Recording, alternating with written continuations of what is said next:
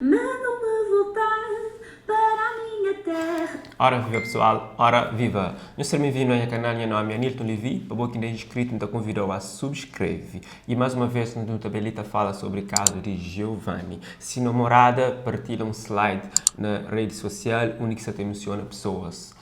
Nós hoje.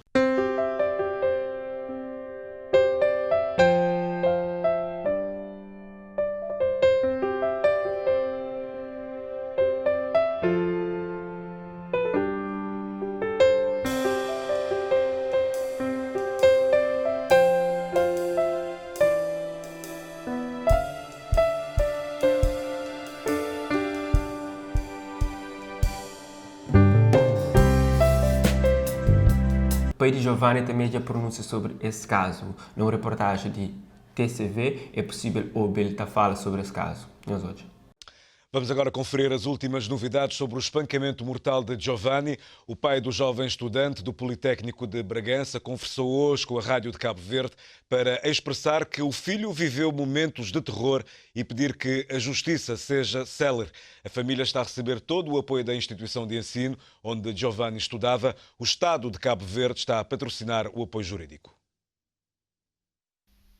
Giovanni foi agredido com um taco de beisebol, caiu e levantou-se a queixar de fortes dores de cabeça. Minutos depois foi abordado pela polícia devido ao seu estado cambaleante motivado pela pancada. E foram os dois amigos que minutos antes estavam com ele que contaram à polícia que Giovanni tinha sido agredido à saída de uma discoteca. Chamaram o INEM, que é a ambulância aqui, levaram-no para o Hospital de Bragança e fizeram um taque e viram que tinha derrames interno, em grandes proporções, que a situação é muito grave. Depois disseram-me também que chamaram o helicóptero, mas infelizmente o helicóptero não pôde ir socorrê-lo por causa do forte nevoeiro que tem nessa zona norte de Portugal e teve que ir a Porto na ambulância. E imagino, eu deveria ter feito pelo menos 2 horas e meia ainda de percurso até chegar ao hospital. E quando chegou ao Hospital de Santo António, o derrame era tão grande interno que submeteram a uma operação. Pronto, desde que foi submetido à operação, ele ficou em coma profundo durante os 10 dias em que tiveram de desligá-lo porque o cérebro já estava morto. E a médica me disse que, infelizmente, o choque é tão forte que o cérebro acabou por morrer. O testemunho do pai de Giovanni, que está em Bragança com um advogado disponibilizado pelo Estado a tentar primeiro resolver os trâmites para a transladação do corpo e depois a acusação formal dos agressores quando forem caçados pela polícia. Ontem a imprensa portuguesa avançava que a autópsia não tinha sido conclusiva, que não se conseguiu aferir com certeza se Giovanni fraturou o crânio durante a rixa ou depois de ter caído inanimado no centro da cidade de Bragança. O pai diz que oficialmente não tem conhecimento de nenhuma autópsia.